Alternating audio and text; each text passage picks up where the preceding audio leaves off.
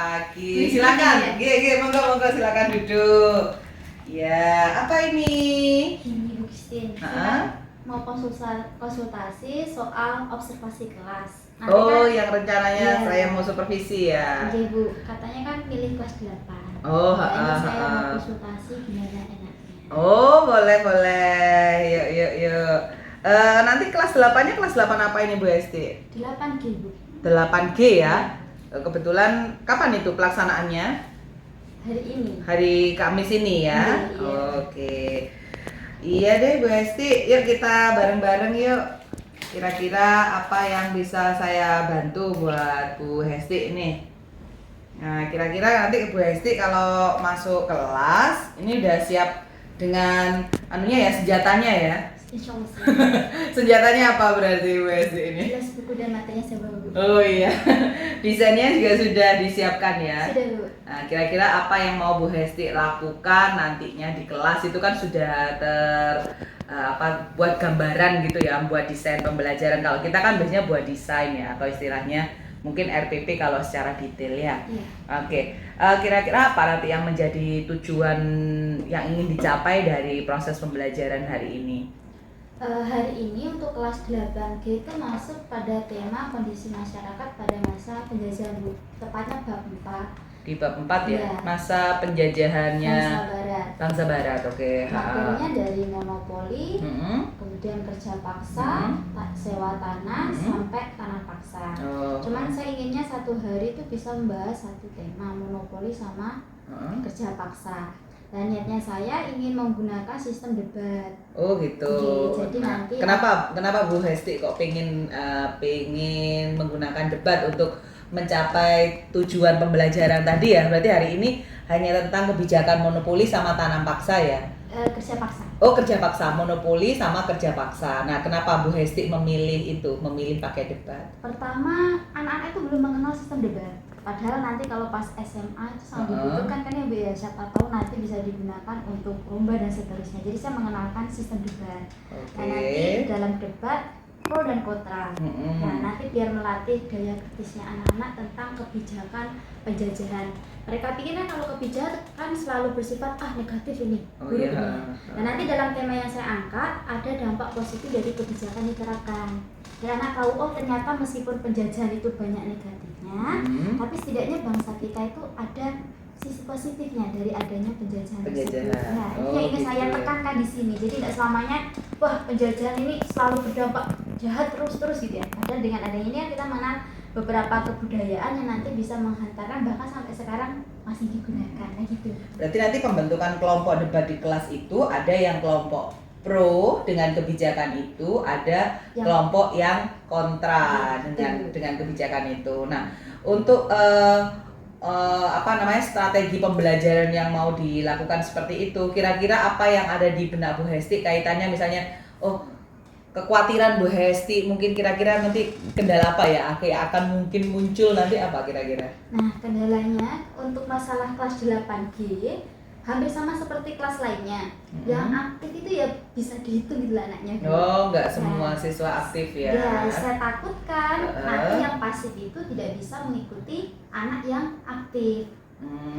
Kemudian nanti untuk pemilihan pro dan kontra itu kan saya serahkan ke mereka dengan cara apa ya Bu, gitu loh. Nanti yang menang boleh milih kontra atau pro. Takutnya nanti kelompok yang ternyata dominan pasif ke bagian yang pro, karena untuk kebijakan tadi kan kebanyakan negatif ya, benar-benar. Otomatis yang pro nanti kan takutnya kesulitan untuk tetap mempertahankan jawabannya pro terhadap kebijakan tersebut. Akan cenderung untuk ngikut ke kelompok yang lain ya, kelompok lawan ya, gitu ya, sulit mempertahankan pendapatnya gitu. Jadi ada kekhawatiran nanti siswa-siswa yang pasif akan berada dalam satu kelompok yang sama gitu. Nah, kalau misalnya terjadi kayak gitu, kira-kira apa langkah yang akan Bu Hesti lakukan? Mungkin nanti untuk mengatasi ketika terjadi kondisi seperti itu, saya akan membuka peluang atau kesempatan untuk audien yang tidak termasuk dalam pro dan kontra. Yang sedang maju berarti nanti gantian nih ceritanya ya. Jadi untuk memperkuat kelompok yang tadi merasa lemah di bagian pro. Oh gitu. Kira-kira apa lagi yang bisa dilakukan? Jadi memberikan kesempatan audiens untuk memberikan dukungan ya Iya, kepada kelompok yang pro. Jika kelompok yang pro itu siswanya yang pasif atau kelemahan atau mati kutu di tengah gitu loh, biar kegiatan debatnya itu tidak langsung berhenti gitu niat saya. Selain nanti sebagai nilai keaktifan juga, jadi nilainya kan tidak hanya untuk kelompok yang pro dan kontra, tapi untuk audien yang memberikan tanggapan atau masukan di akhir nanti juga bisa mendapatkan nilai-nilai tambahan ya. Untuk asesmennya dalam proses gitu. Asesmen formatif ya istilahnya ya. Terus apa lagi kira-kira selain memberikan kesempatan ke audiens? Misal ya ada siswa-siswa pasifnya itu misalnya tidak sedang dalam kondisi seperti itu, misalnya nanti nggak terjadi nih siswa pasif dalam satu kelompok, terus misalnya ada siswanya itu nyebar. Nah, gimana cara kalau Bu Hesti melihat siswa pasif tadi sebagai sumber masalah ya, gimana caranya membangkitkan mereka biar bisa aktif gitu? Kalau menurut Bu Hesti gimana? Biar nggak yang ngomong tuh nggak yang aktif aja gitu.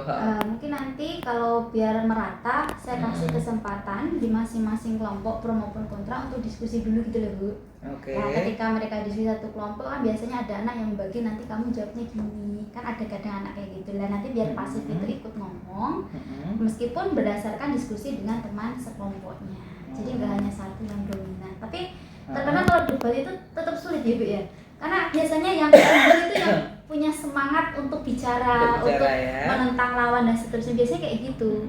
Dan memang kalau debat kan kita nggak bisa bagi harus rata, karena kekuatan debat itu kan berdasarkan kelompok mana juru baik bicaranya gitu biasanya Bu, kita nggak bisa ngatur gitu. Karena memang yang harus kita sadari sama-sama, setiap siswa itu kan punya potensi yang berbeda-beda ya. Ada siswa yang potensinya mungkin dia nulis, mungkin dia potensinya itu ngomong gitu. Jadi kalau dengan strategi debat ini, maka kayaknya yang ngomong yang dominan ya.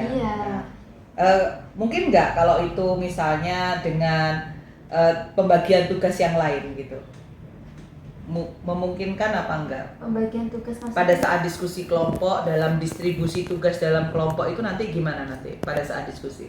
Jelas nanti dalam diskusi kelompok ada yang bagian juru bicara, kemudian ada yang bagian menulis poin-poin dari kelompok lawan, kemudian ada juga yang memberikan masukan.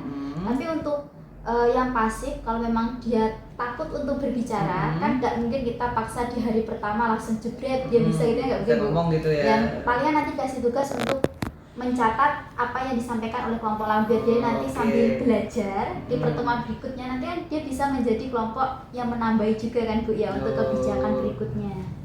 Boleh. Berarti ini kan sudah ada dua sebenarnya solusi yang Bu Hesti sampaikan untuk mengatasi siswa yang pasif tadi. Yang pertama adalah kalau dia sedang dalam posisi sebagai pihak yang melakukan debat, berarti nanti akan memberikan kesempatan pada audiens untuk mensupport dia dengan memberikan tambahan-tambahan ide dan gagasan.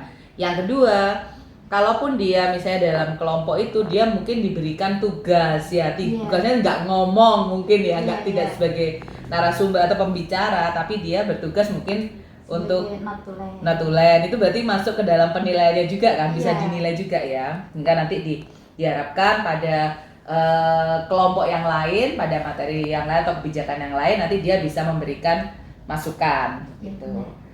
Bisa kira-kira ya ini ya dua yang bisa dilakukan untuk mengatasi kemungkinan siswanya pasif. Kalau siswa aktif kayaknya nggak masalah ya di model pembelajaran debatnya ini. Kemudian asesmennya apa yang nanti akan Bu Hesti nilai dari proses pembelajaran yang akan dilakukan?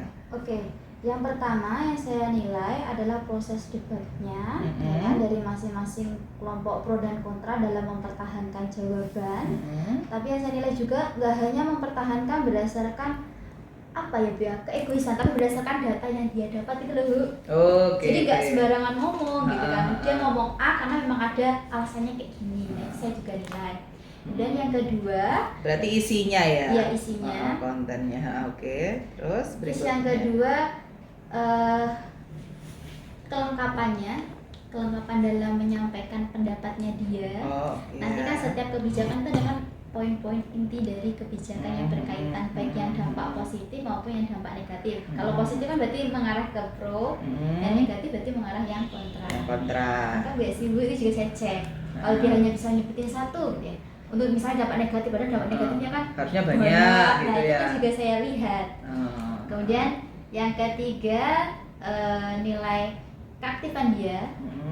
Keaktifan ini lebih condong ke audien.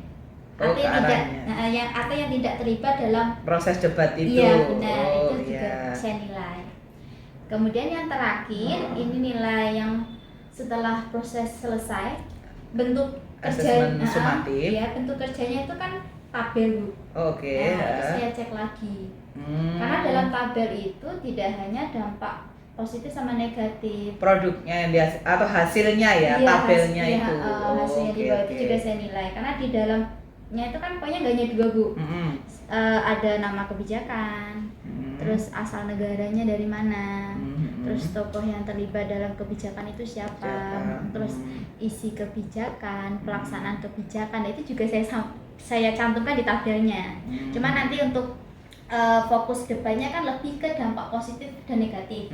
Jadi dari asal negara sampai pelaksana itu hanya sebagai pembukaan di awal sebelum mengarah pada kegiatan pro dan kontranya. Oh ya, oke. Berarti asesmennya ada asesmen yang dinilai selama proses pembelajaran ya. Dan setelah proses pembelajaran nanti berarti ada ini ya penguatan ya, apakah yang disampaikan tadi sudah dicatat belum, sesuai apa enggak kayak gitu ya.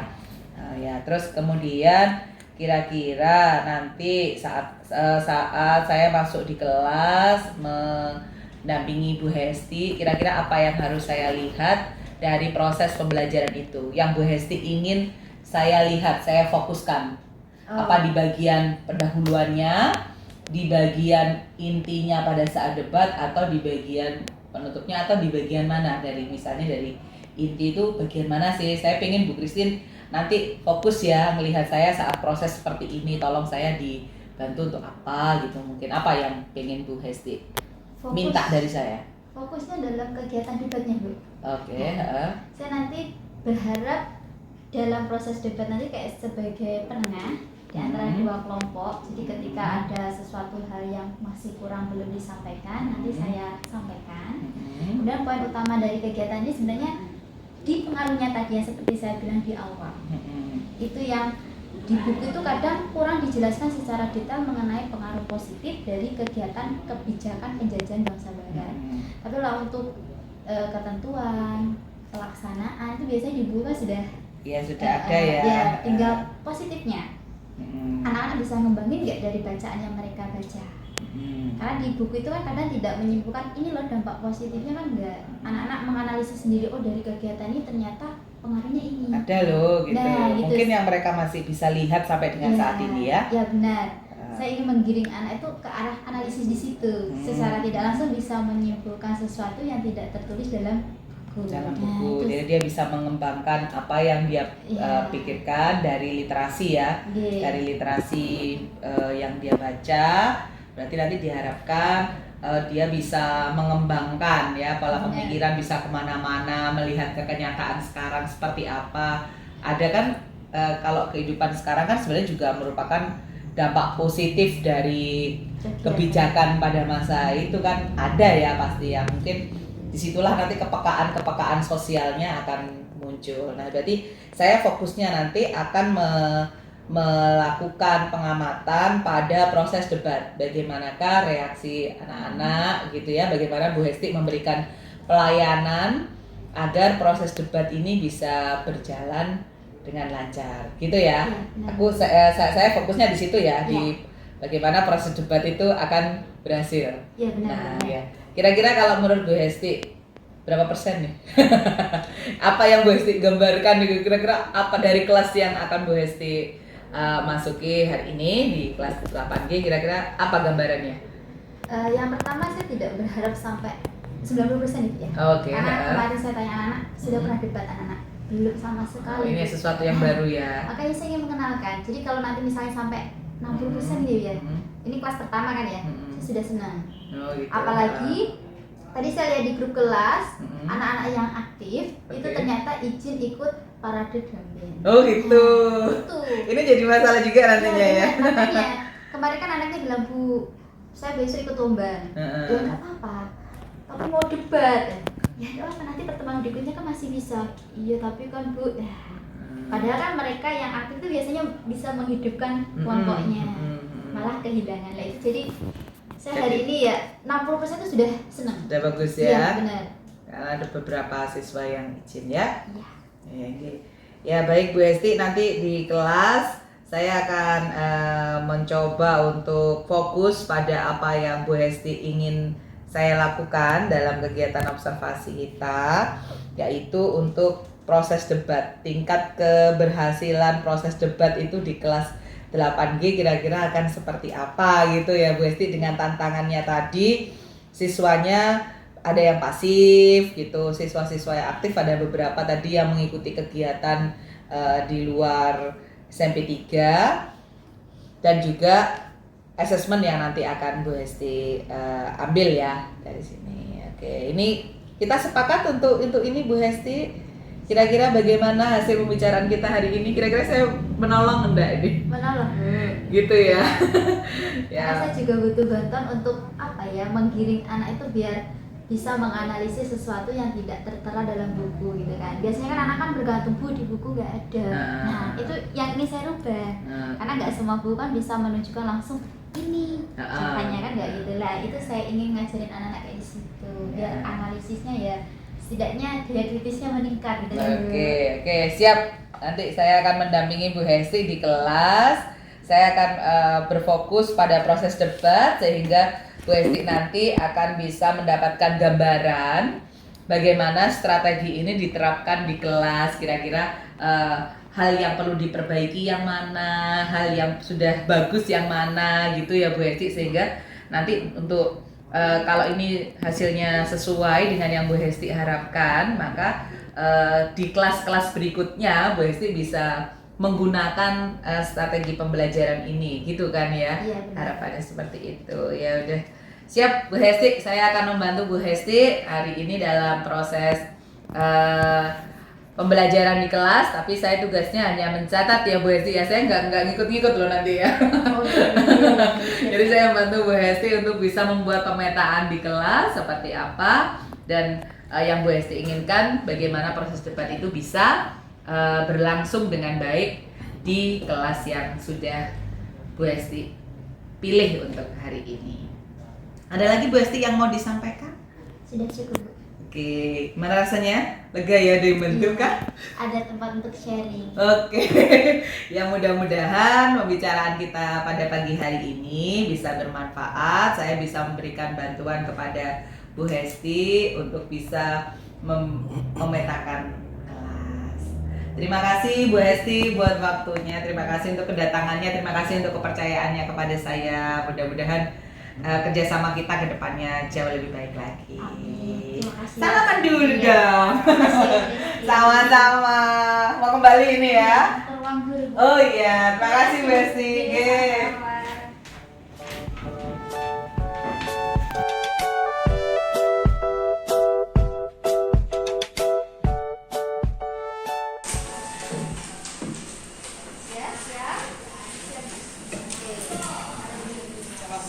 Oh iya.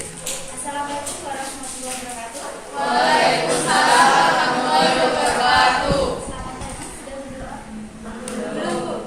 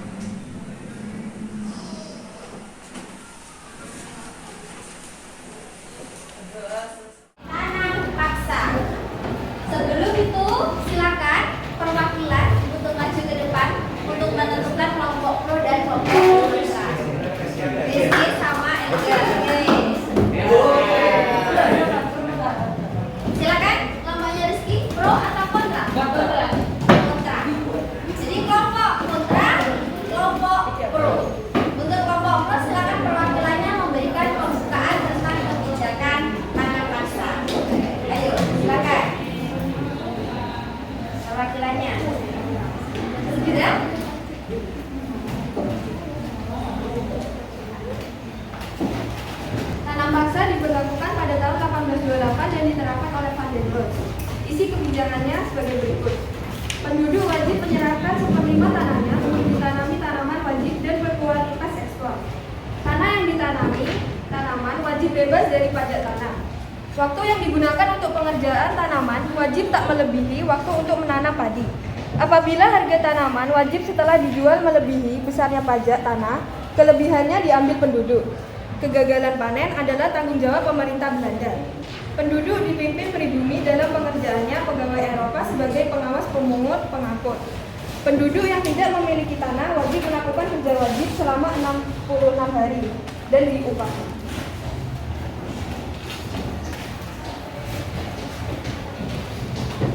Silakan kelompok pro menyampaikan dukungannya terhadap penerapan kebijakan tanam paksa di Indonesia.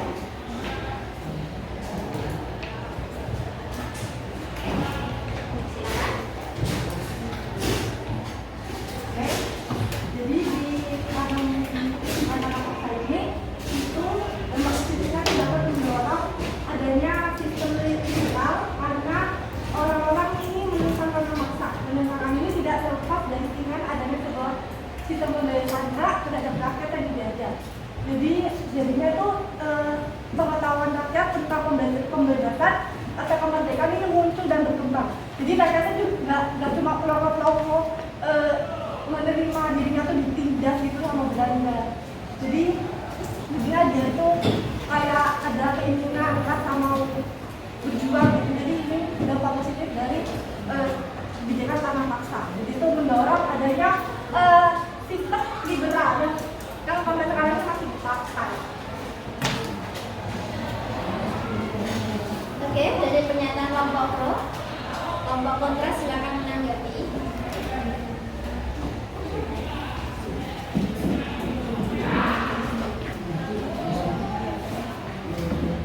Saya akan menanggapi kelompok pro.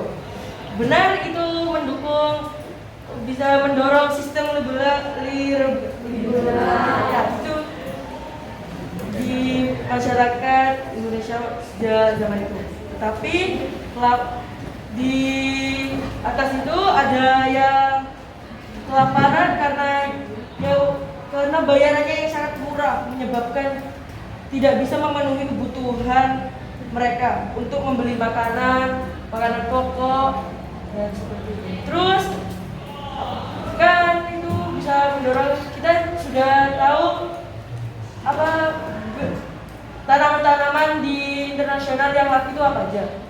Terus kan masyarakat kita ini berlomba-lomba untuk menjual kayak seperti teh, kopi kepada Belanda. Namun makanan pokok kita yaitu nasi tertinggalkan. Jadinya terbengkalai. Jadinya itu semakin langka keadaan itu.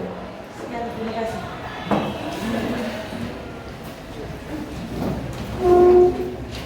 Oke, silakan tanggapan dari kelompok pro.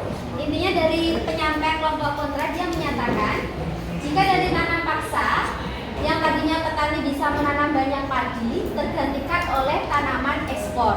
Seperti yang disebutkan tadi ada kopi, teh, kokoa dan seterusnya.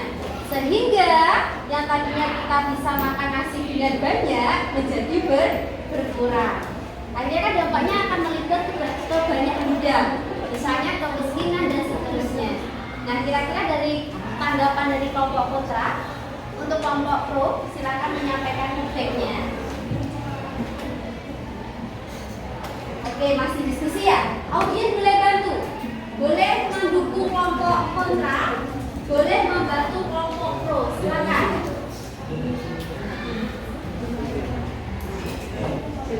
Saya cuma mencoba menjadi dari aku 9 dan di sini saya mendukung kelompok pro karena dari keuntungan tanah paksa kan tanah paksa itu dari hasil kita dijual ke Belanda kemudian dijual keluar lagi. Nah, keuntungan dari situ kan bisa dapat membangun negara kita meskipun itu pembangunannya dari Belanda. Nah, itu juga salah satu cara pembangunan infrastruktur dari Belanda yang masih ada di Indonesia, yaitu dari hasil kerja tanah paksa. Nah, di keuntungan itu dapat kita lihat dari pembangunan yang dilakukan oleh Belanda mungkin dari kota Batavia, dari pulau-pulau dan pulau-pulau lain, dari keuntungan tanam paksa itu. Juga dari keuntungan tanam paksa itu, infrastruktur kita dapat tersusun, kemudian berkembang terus gitu. Oke, biasanya simpulkan ya dari pendapatnya Ananda Dimas. Ininya dia mendukung kelompok pro karena dengan adanya kebijakan tanam paksa, infrastruktur kita semakin berkembang daripada masa sebelumnya. Setidaknya dengan ada kebijakan itu Belanda bangun bangunan kita. Nah, entah itu jalan atau apapun setidaknya lebih baik daripada masa sebelumnya. Kira-kira sepakat tidak kelompok kontra? Silakan disampaikan.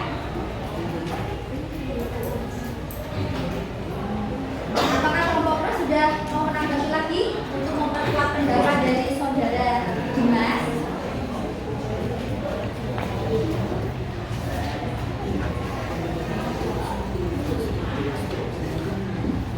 Dari kelompok kontra. Oke, nama Saya Mas Iqbal Biansyah, dari yang saya juga. Saya mendukung pendapat dari tim kontra. Kemarin masa itu rakyat Indonesia terpaksa kehilangan tanahnya sebanyak 20% dan harus diberikan kepada Belanda.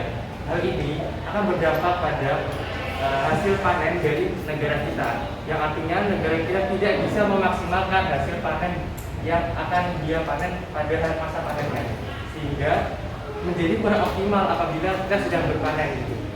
Terima kasih.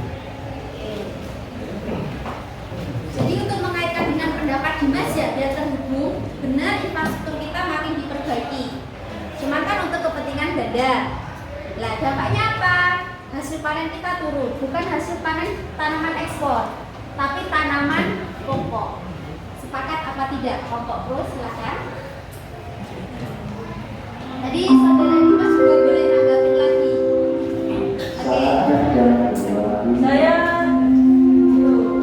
mendukung pendapat itu karena waktu pelaksanaan tanam paksa ternyata tanaman itu kayak seperti kopi, teh itu karena tanaman perkebunan itu melebihi servisnya padi, perlakuannya padi, kayak menanam padi melebihi dari 3 bulan. Terus itu harus memerlukan perawatan terus menerus, terus memerlukan biayanya yang sangat banyak untuk membangun itu, seperti perawatan, menyediakan tanaman, pupuk dan lain-lain. Terima kasih. Mau nanggapi? Silakan masuk. Kelompok pro. Jadi kan katanya itu tentang perawatan yang kebanyakan. Jadi otomatis kan nanti kalau dirawat hasil tanamannya itu akan semakin kualitasnya akan makin berkembang kan. Nah itu karena sistem kualitasnya itu makin berkembang, jadi pemberian gaji juga diberikan kepada buruh jika hasil panen dari tanaman ekspor mencapai hasil yang tinggi. Maksudnya itu targetnya tuh sudah sampai gitu, sudah tak gitu kan. Nah terus karena hasil gajinya tuh yang didapatkan tinggi, jadi kan rakyatnya gak emas-emas banget sih, gak terlalu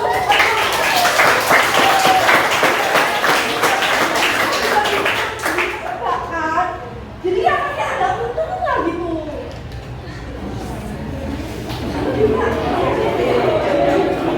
Kelebihan dari hasil panen itu juga buat masyarakatnya sendiri. Itu ada dampak positifnya bagi kita yang pada saat itu di bawahnya Belanda. Oke.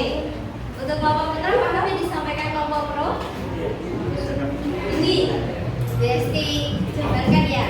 Intinya dia menyatakan untuk tadi dari kelompok kontra kan menyatakan kalau kita nanam tanaman ekspor perawatannya lebih sulit sehingga banyak menghabiskan waktu petani gitu ya, effortnya lebih tinggi daripada nanam padi. Nah kelompok pro menanggapi untuk effort yang dikeluarkan itu setara dengan keuntungan yang didapat. Kenapa? Karena memang ada bunyi di ketentuannya, jika hasil panen melebihi yang ditentukan oleh Belanda, maka keuntungan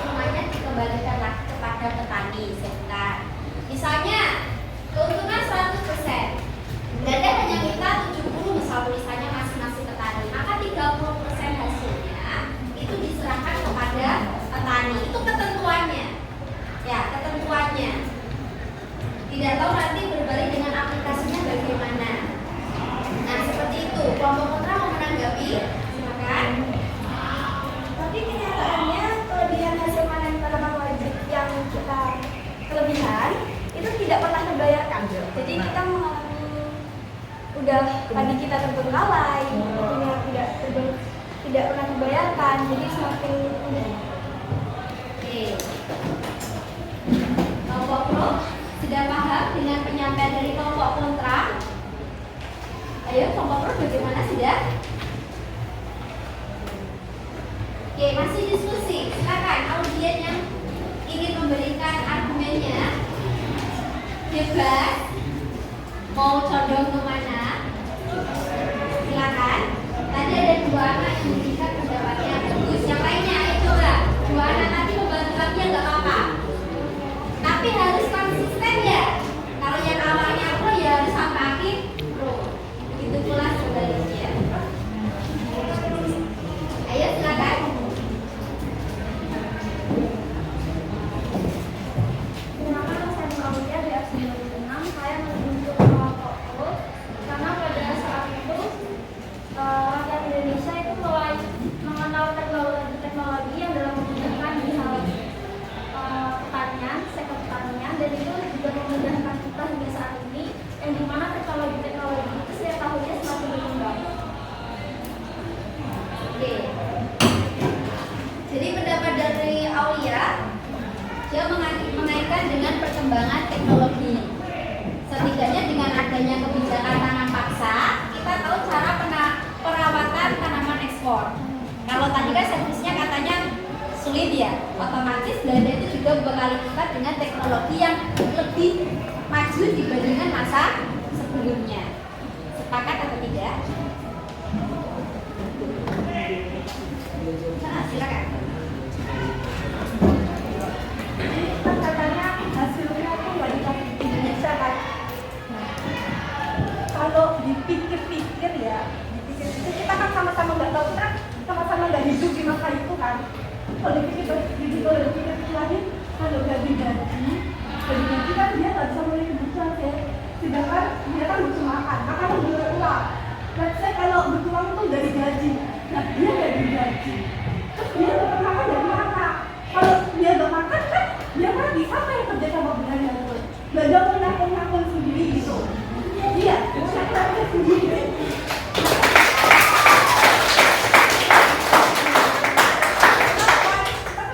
Sebenarnya apa? Nah, apa mau dudukin lagi kemana? Kamu tanya langsung. Jangan. Jadi kalau dipikir-pikir kalau gitu kan, gak mungkin sih kalau dikasih gaji. Gak mungkin kan kayak gitu. Maksudnya mau kalau kerja tuh gak dikasih gaji tuh kayak gak masuk akal gitu. Kalau kerja tuh juga butuh benefitnya gitu. Yang kelompok kontra bilang itu kelebihannya, bukan gajinya. Kita tetap digaji, memang tetap digaji, tetapi dengan harga yang dikit.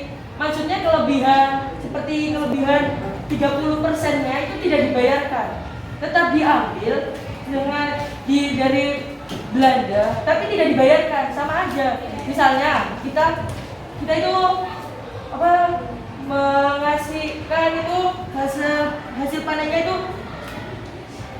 harusnya Belanda itu 100%, tetapi kita kelebihan 20%. Nah, 20%-nya itu diambil sama Belanda, bukan diambil sama Belanda, tidak dibayarkan. Maksudnya 20% itu tidak dibayar sama Belanda, bukan tidak digaji, tetap digaji yang 100%, tapi 20%-nya itu tidak digaji. Jadi ya itu kerugiannya itu membuat tidak bisa membeli makan, itu kan kita rugi jadinya. Karena mereka sudah subur, itu bisa-bisa terbengkalai. Ya, kita sudah kasih lebih, tapi bayarannya ya tetap itu 100%. Menanam tanaman yang dia pilih. Dan rata-rata pada waktu itu karena makanan pokok kita padi, yang ditanam padi. Kemudian tadi dari kelompok pro dia menyatakan pada waktu itu penduduk kita tidak hanya bergantung pada sektor pertanian. Ada yang bekerja di pabrik, terutama pabrik gula. Ingat pada waktu itu tebu itu salah satu tanaman ekspor. Nah, bisa diolah dalam bentuk gula. Nah, pada waktu itu Belanda juga menerapkan jika pengolahan gula harus dilakukan di Indonesia, otomatis kan butuh tenaga kerja. Jadi pernyataan dari kelompok pro seperti itu. Nah, kelompok kontra bagaimana tanggapannya? Jadi keuntungan lainnya juga tidak hanya dari sektor pertanian, tapi dengan kerja dari bidang lainnya. Kedua, dimenangkan oleh kelompok pro. Tepuk tangan dan juga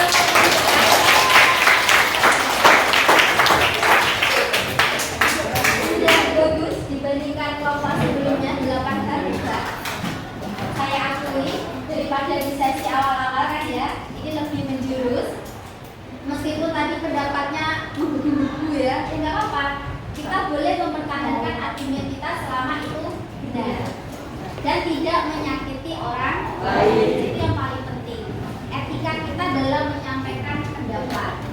Meskipun kita etika kita nol, nggak dibutuhkan oleh masyarakat. Jadi pintar, etika bagus itu nilai plus. Nah, untuk sebelum penutupan di sesi ini, saya akan menyimpulkan tentang kebijakan tanam paksa. Tadi kalian sudah belajar banyak ya, dampak positifnya, dampak negatifnya. Semua yang disampaikan oleh teman kalian, baik yang di depan maupun audio tadi semua benar. Itu adalah kurang lebihnya dari kebijakan tanam paksa. Saya di sini tidak mendukung mana yang pro, mana yang kontra, karena yang memang sama-sama kuat. Cuma kalau kita lihat dampak negatifnya dari kebijakan pertama sampai terakhir pasti banyak yang negatif. Orang kita dulu yang menjadi korbannya. Kita sekarang yang menikmati hasilnya. Nah, untuk kebijakan tanam paksa, tadi kan ada banyak ketentuannya.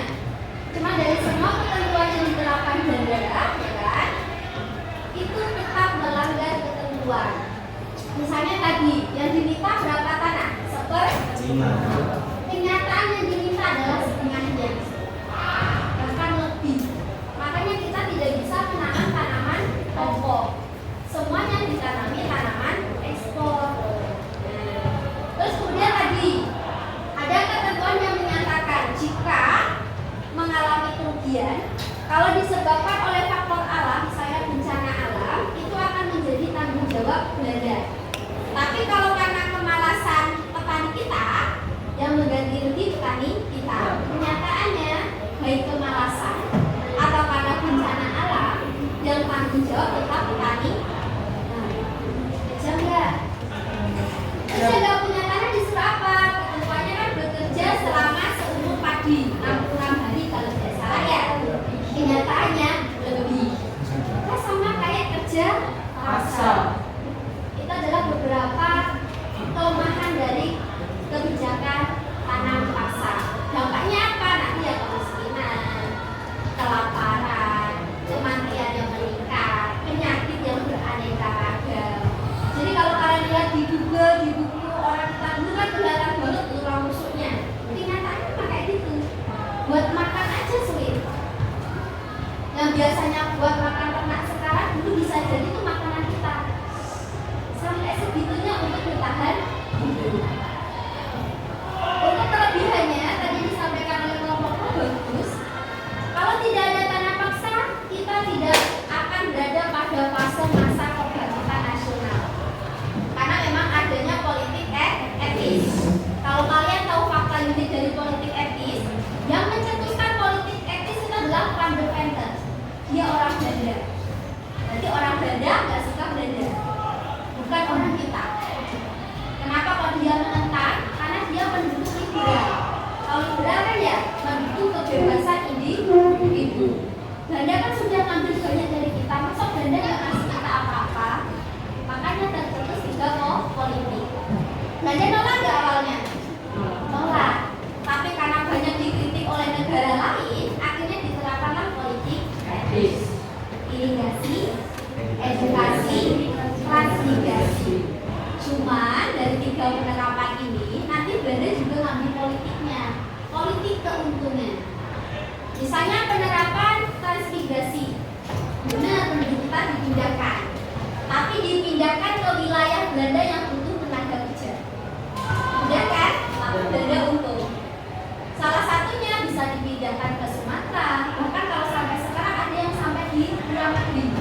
Tahu negara Suriname? Kan itu nggak Suriname, negara di Amerika Selatan yang penduduknya keturunan suku Jawa semua.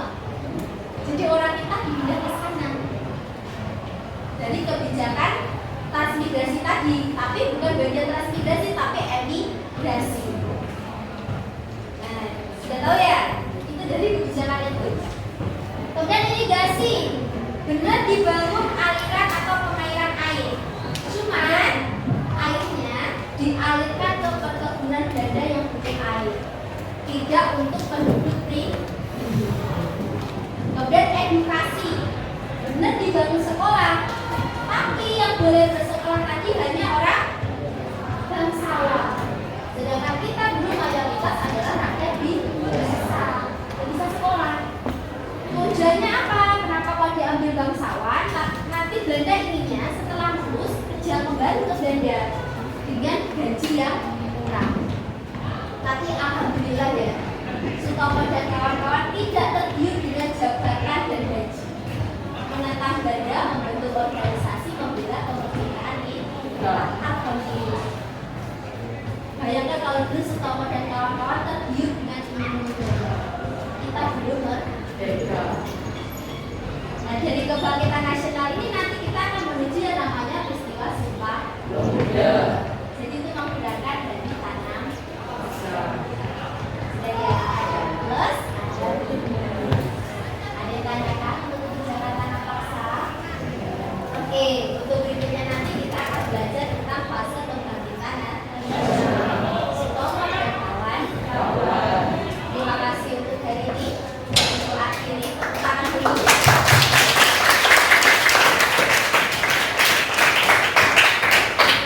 Assalamualaikum warahmatullahi wabarakatuh.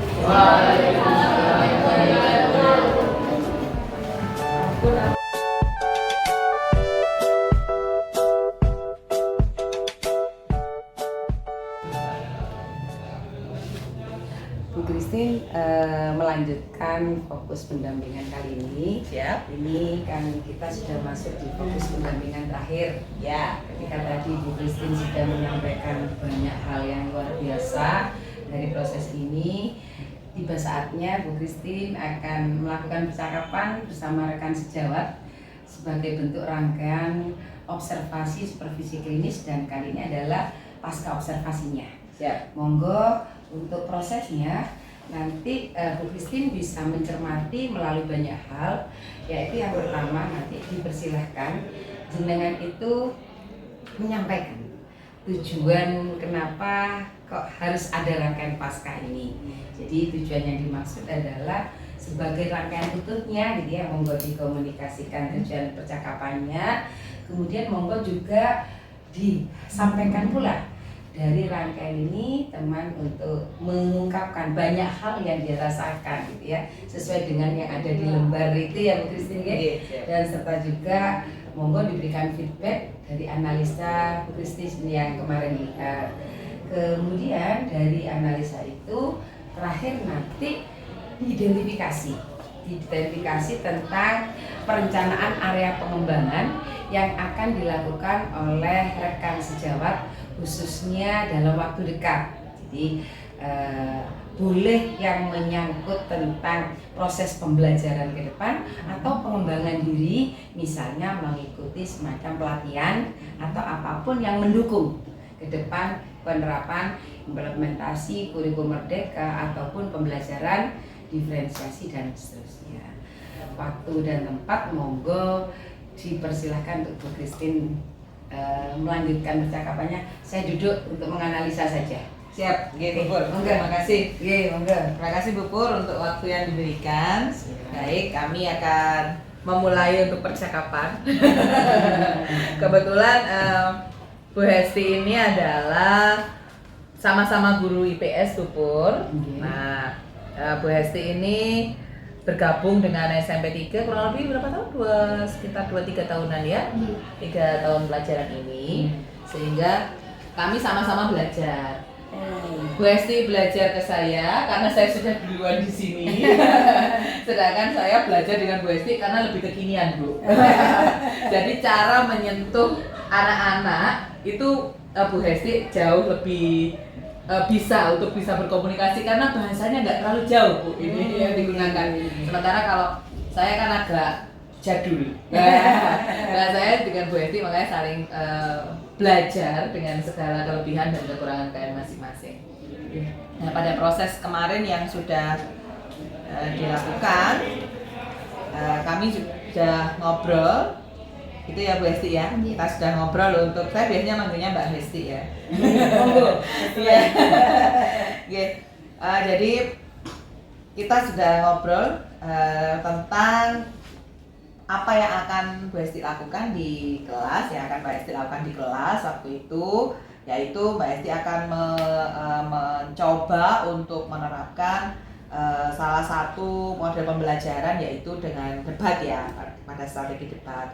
Kemudian pada saat itu kita juga sudah mengidentifikasi kira-kira apa sih yang hendak dicapai gitu ya dari proses debat, yaitu semua siswa bisa berpartisipasi. Nah, terus kemudian kita ketemu kendala ya, kira-kira.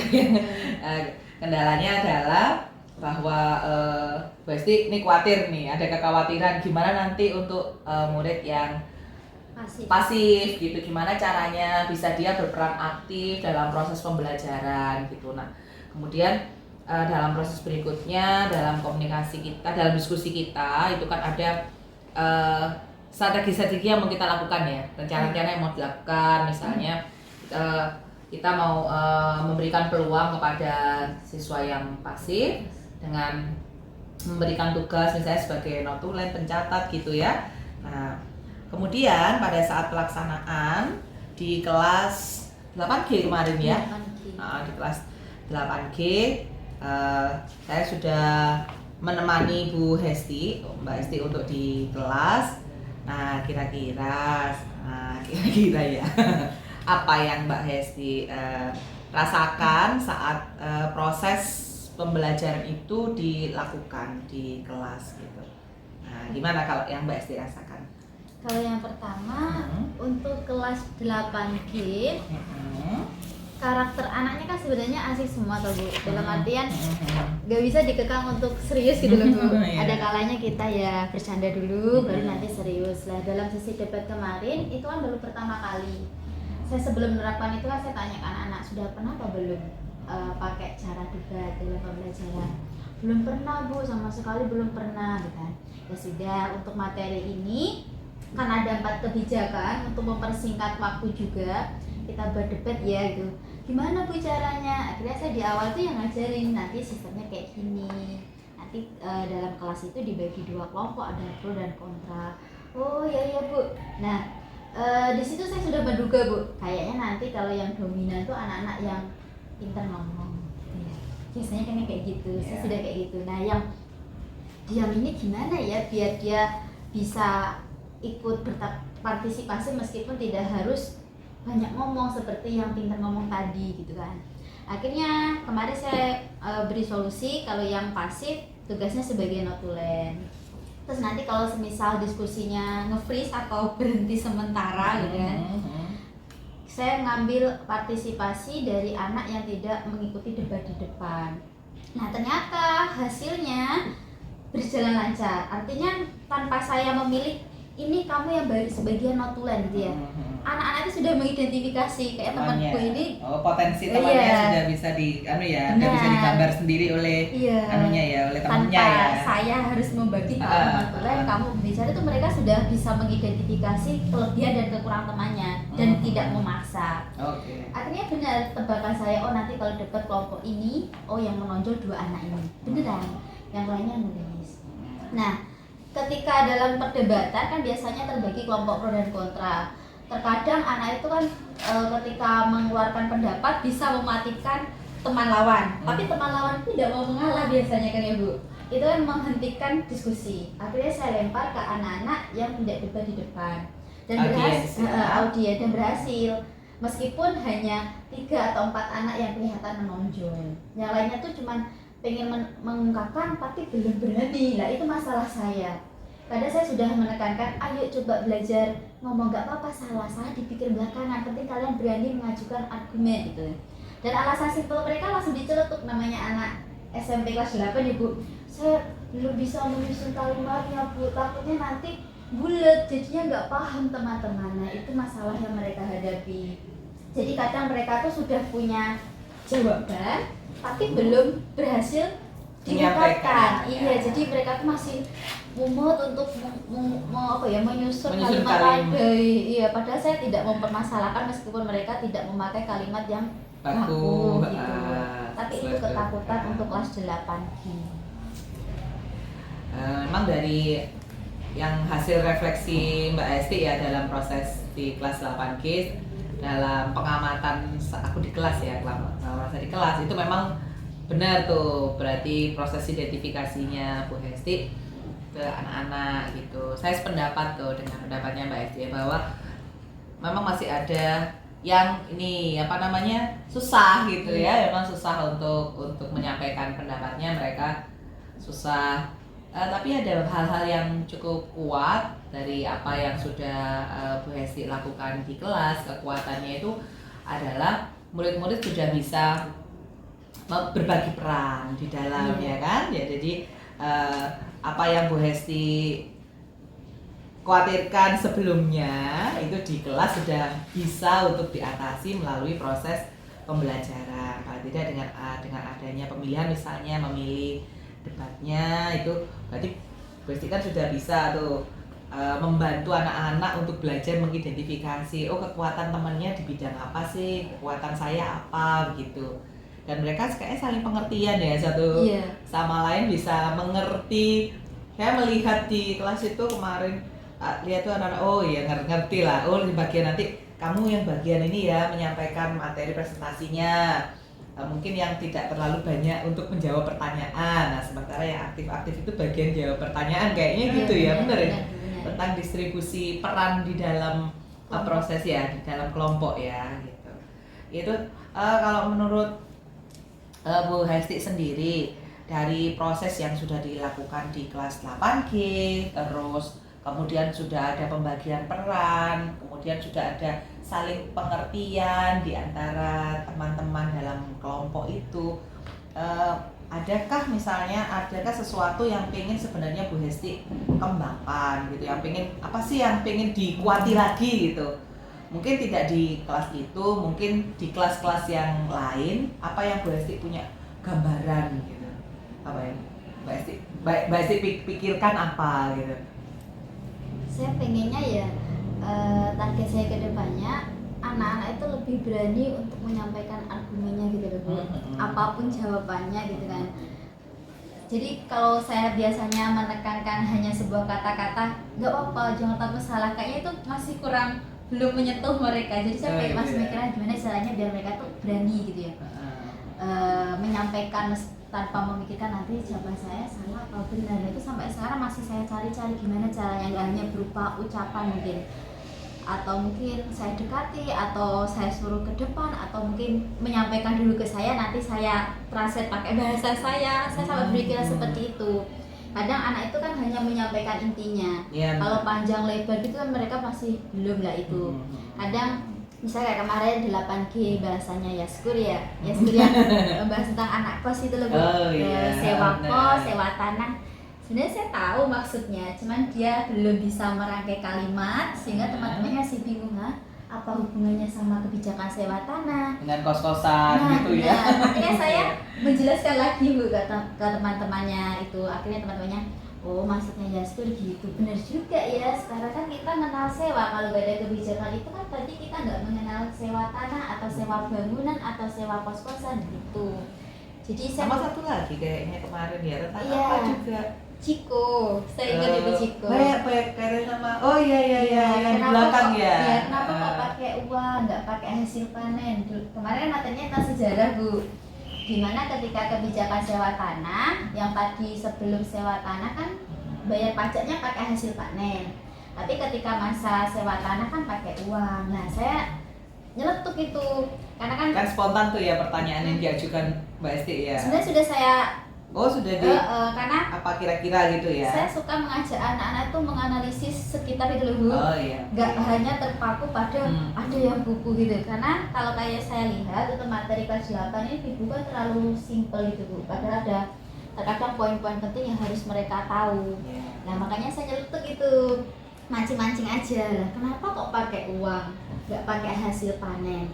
Nah ternyata ada salah satu anak itu yang nyaut gitu ya, karena lebih praktis Bu, tidak mudah busuk dan lain-lain. Meskipun jawabannya terlihat simpel, tapi memang benar itu target jawaban saya gitu. Jadi dari situ saya menarik beberapa kesimpulan agar materi kebijakan sewa tanah itu sesuai dengan apa yang saya targetkan. Dari jawaban Ciko itu ternyata teman-temannya, oh iya ya, ternyata pakai uang itu lebih enak.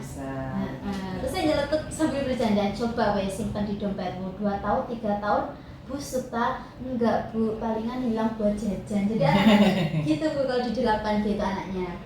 Nggak bisa kita tekankan serius, terus mereka malah bosan. Jadi saya kadang jawab lesehan, kursinya jadikan satu melingkar gitu. Kemarin bagus itu apa Iya. namanya denah ruang ya, denah Iya. ruang, jadi layout ruang kelas, jadi biar nggak bosen. Itu bagus, itu langkahnya udah apa namanya memberikan kenyamanan pada anak-anak pada saat proses pembelajaran. Itu bagus itu memang. Jadi saya rasa Bu Esti sudah mengembangkan pola pembelajaran di kelas supaya anak-anak bisa lebih nyaman dalam belajar. Itu menjadi sesuatu yang penting gitu ya. Nah tadi kayaknya kendalanya kan yang masih perlu untuk digali kembali ya. Gimana caranya berpendapat gitu. Memang pendapat itu kan bisa secara lisan maupun tulisan. Cara menyampaikan pendapat itu kan bisa secara lisan, bisa secara tulisan. Oke, nanti kedepannya kira-kira kita mungkin yang bisa dicoba untuk digali lagi apa kira-kira yang ada rencana untuk dicoba lagi di kelas berikutnya kan? Iya ada. Oh ada. Oke. Kira-kira mau mencobanya di kelas berapa ini? Pas 8H. Oh 8H. Iya. Ada jadwal ya berikutnya ya Iya, di kelas 8H. Kira-kira apa yang mau dilakukan yang di kelas 8H dengan melihat apa yang sudah terjadi di kelas 8G gitu. Oke.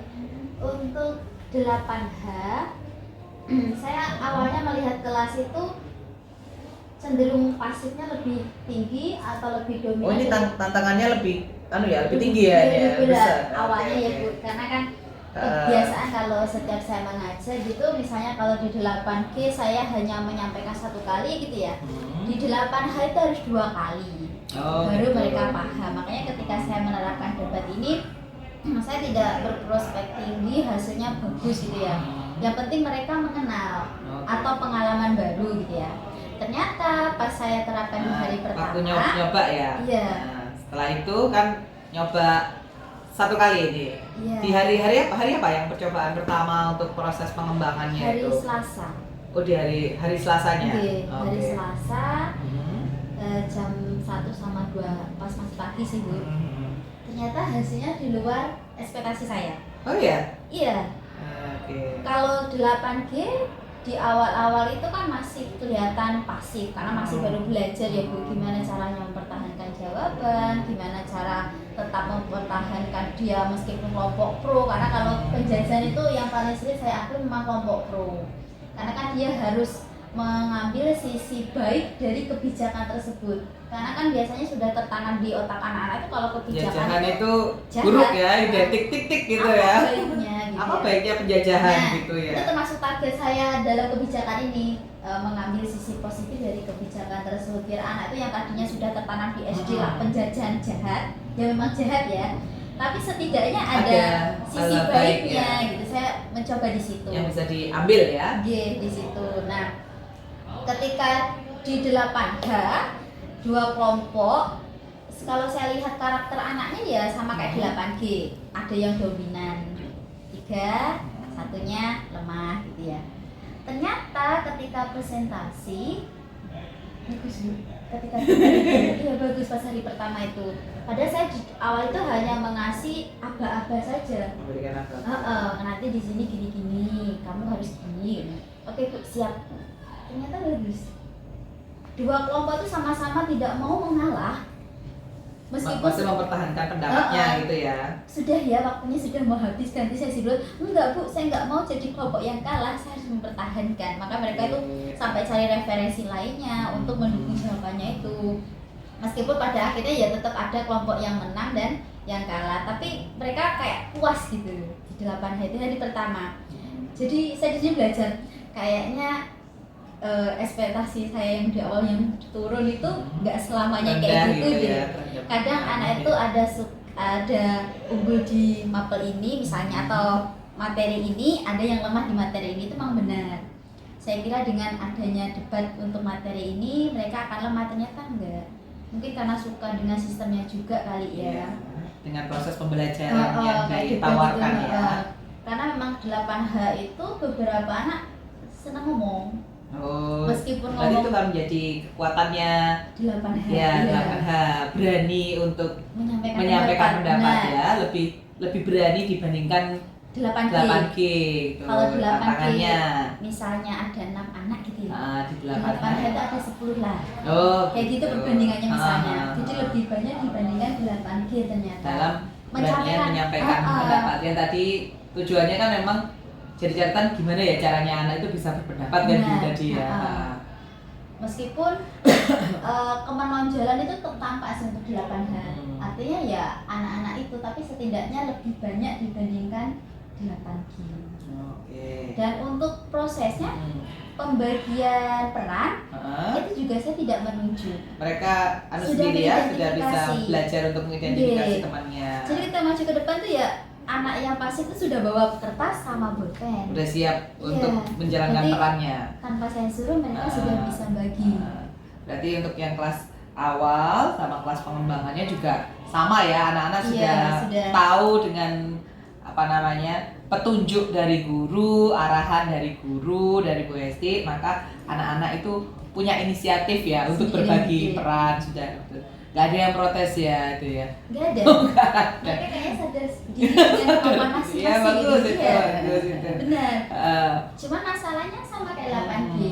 Terkadang kalau sampai di tahap tertentu yang artinya sulit untuk mempertahankan jawaban tadi, nge-freeze gitu loh Bu, berhenti Oh semua. ya. Tapi saya gunakan audien yang tidak ikut debat. Ya ada 3 anak, 4 anak yang berani mengajukan pendapat dengan menggebu-gebu gitu ya. Meskipun kadang kalimatnya masih apa ya, belum tersusun secara rapi gitu loh. Nah itu saya yang biasanya menyimpulkan pendapat dari A seperti ini, bagaimana tanggapan dengan kelompok kontra atau pro kayak gitu. Ya, benar. Oke, berarti dari rencana pengembangan yaitu bagaimana bisa membuat anak-anak itu berani untuk berpendapat ya. Nanti di kelas 8H atau kelas berikutnya yang Bu Hesti ambil itu berarti ternyata perkembangannya luar biasa ya. Iya, Artinya lebih. anak-anak lebih berani.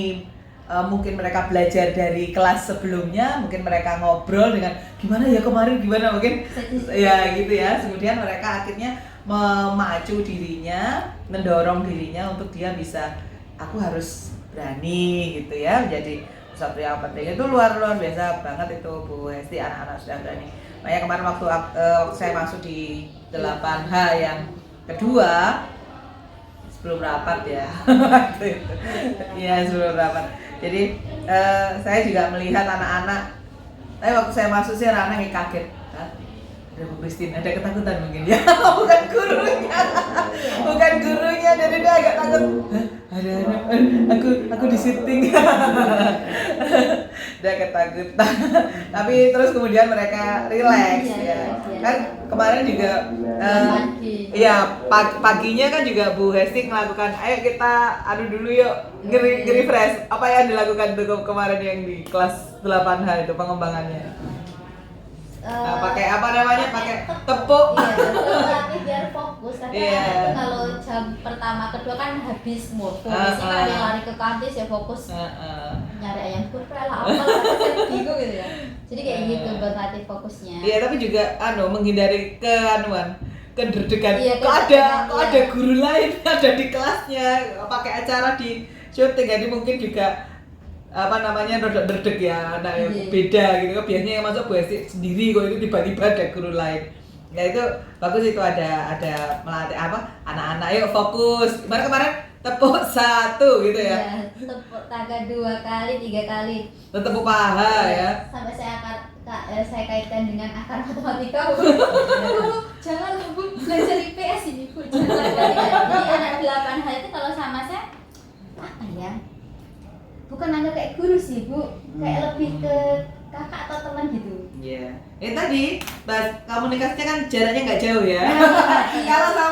Kalau sama saya mungkin agak jauh kan, dari ini jauh pun agak gitu, takut gitu, ada malu apa ragu. Tapi kalau dengan yang guru-guru yang masih muda gitu kan lebih nyambung ini cara berkomunikasinya. Nah itu kekuatan itu.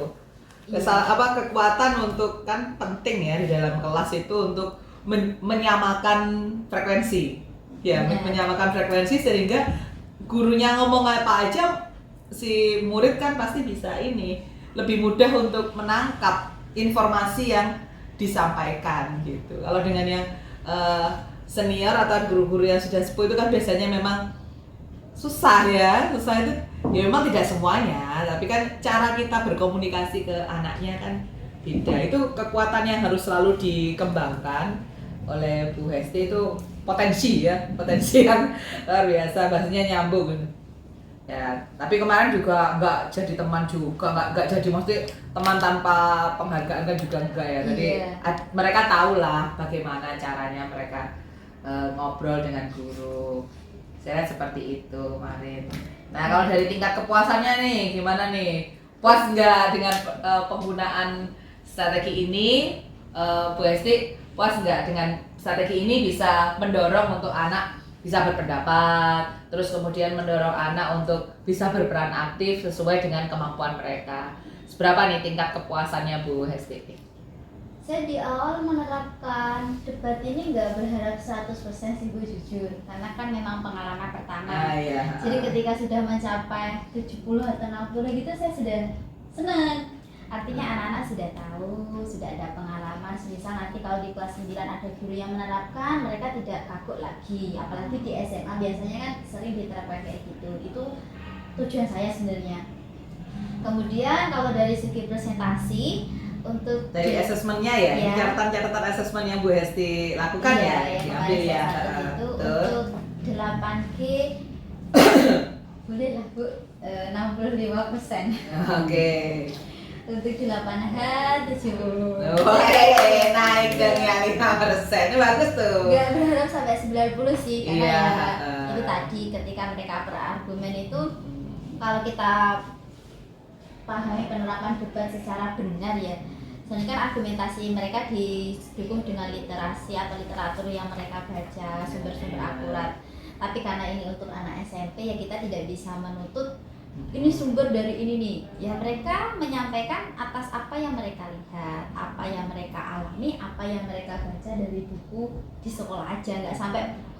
Nggak mungkin lah mereka cari jurnal buku literasi referensi yang lainnya. Beda sama anak SMA kan biasanya lebih dalam literaturnya itu sih, makanya saya tidak memberi 90% gitu ya. Jadi untuk pengenalan saja mereka biar ada pengalaman baru. Nanti untuk urusan kelengkapan materi, kedalaman materi bisa mereka perdalam lagi ketika nanti sudah di SMA atau jenjang yang lebih tinggi ya. Oke.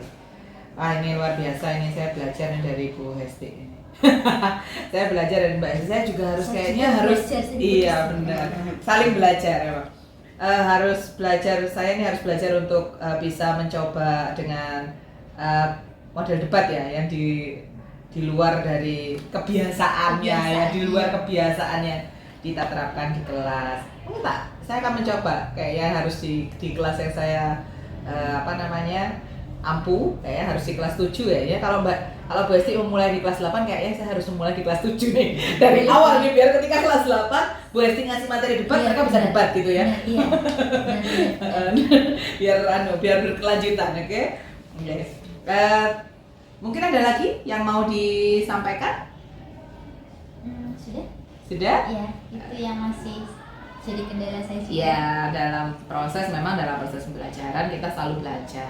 Ya, Benar. lalu belajar kalau tiba-tiba 100% itu nggak menarik, nggak seru ya, nggak seru gitu. Apalagi anak-anak itu kan 32 beda-beda Bu. Iya. Ada yang mudah diatur gitu ya. Oke, gitu. Ada yang sulit gitu ya. Nah yang sulit-sulit biasanya saya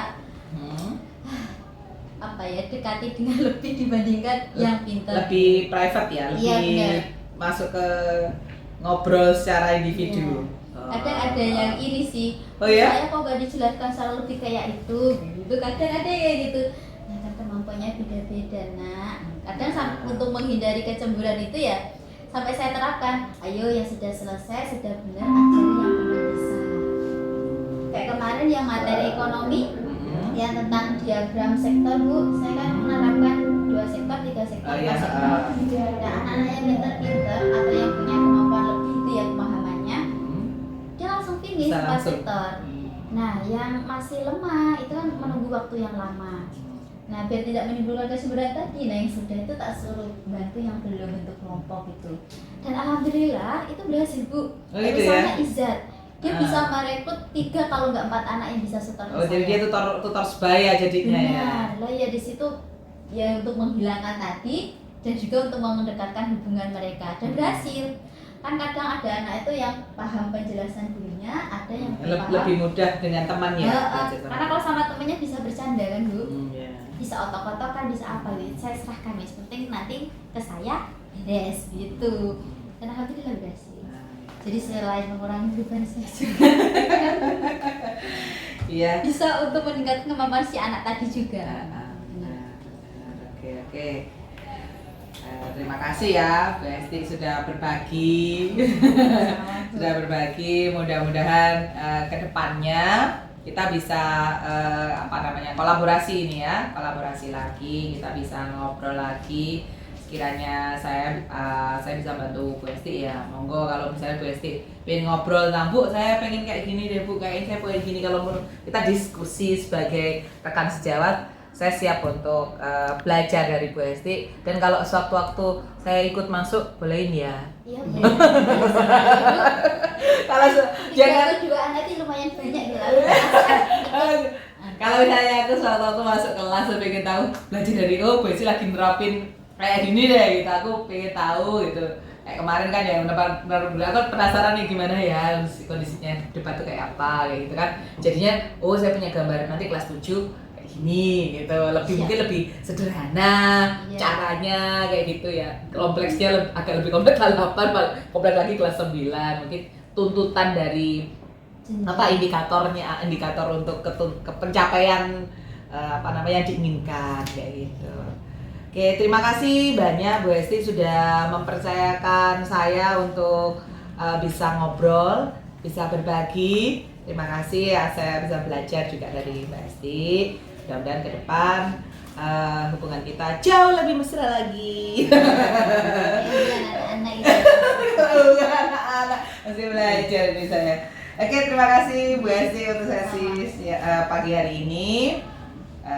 Dan harapan baik mudah-mudahan selalu kita berikan, kita optimis ya bahwa anak-anak bisa Iya. ya, Anak-anak itu bukan bisa untuk ini ya menggali potensi mereka dan berperan aktif sesuai dengan kemampuan mereka masing-masing, dan kita sebagai guru bisa memberikan pelayanan sesuai dengan apa yang mereka butuhkan gitu, bukan sesuai dengan apa yang kita inginkan, tetapi apa yang mereka butuhkan gitu. Memberikan pelayanan pembelajaran yang menyenangkan, menggunakan berbagai macam strategi dan sebagainya sudah diterapkan oleh Bu Esti. Terima kasih banyak untuk waktunya. Mohon maaf jikalau selama proses pendampingan ada banyak kesalahan yang saya lakukan. Mohon dimaafkan. Dimaafkan enggak? dimaafkan. Oh, dimaafkan. Maksa ya? Enggak ya? Sama manusia harus saling memaafkan. Oh iya, top markup top jempol 4 yang kelihatan 2. Juga mengucapkan terima kasih karena selama saya mengajar di sini, kalau saya ada masalah apa terkait dengan pembelajaran, saya konsultasinya mesti ke Bu Christine, Bu.